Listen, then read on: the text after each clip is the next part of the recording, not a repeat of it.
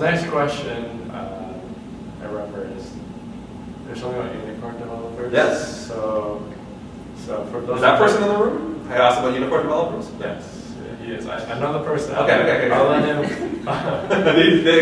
Yeah. But so for those of you who don't know what unicorn developers are, they're basically developers that design the product and then also develop it, right? So the question was, when you're hiring a co-op student or a full-time employee, would you want to hire a unicorn developer or split it up into just a designer and then developer? And also, do I believe in them in the first place? Yes. Yeah. So, like Hrithik, I had to Google this.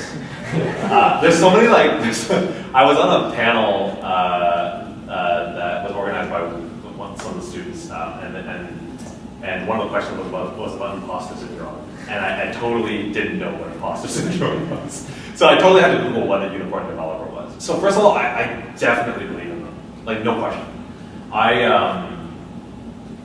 I think the mistake that people make is assuming that generalists are not as good at things as specialists are.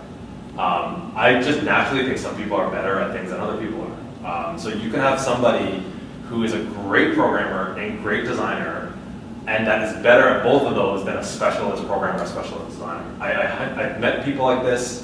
I very much think that even being a generalist can help you with one or the other. Like, you may become a better designer because you're a good software engineer or developer. You may be a better developer because you're a good designer. Like, they can have that. So 100% believe in them. Hiring. So this is the other thing I believe in.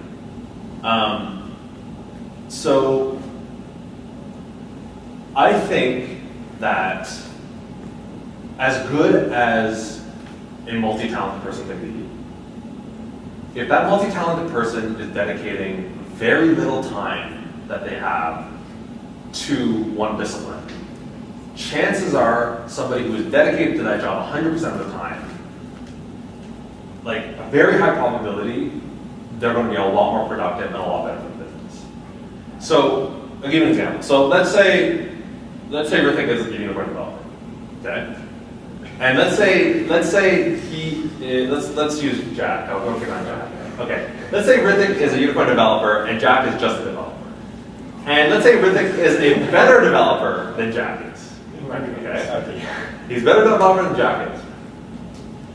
If Hrithik spends 99% of his time, because he's so busy, on designing, and only 1% of the time on development, and Jack spends 100% of his time on development, even if Hrithik is better than Jack, it's not going to be that big. It's not going to be such a substantial difference that Jack is ultimately not going to be more productive than Hrithik is.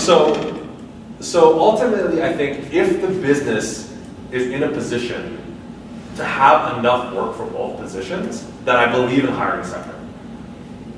But the reality is though, like BiteSite, we're a very small company, and a lot of times we don't have enough work to sustain a full-time developer and a full-time designer. We have a lot of times we have just enough work to sustain like a developer who spent 25% of their time designing. So at this stage in our company, we are hiring full-stack developers who happen to know a little bit of design. But if the business needs were different and we were growing and we had more business, then I would 100% believe in splitting them up. Because as good as a unicorn would be, if their time is split, it's just they're not going to be productive. So unicorns, you would suggest good for startups? Yeah. And then once you have the resources, split them. Yeah.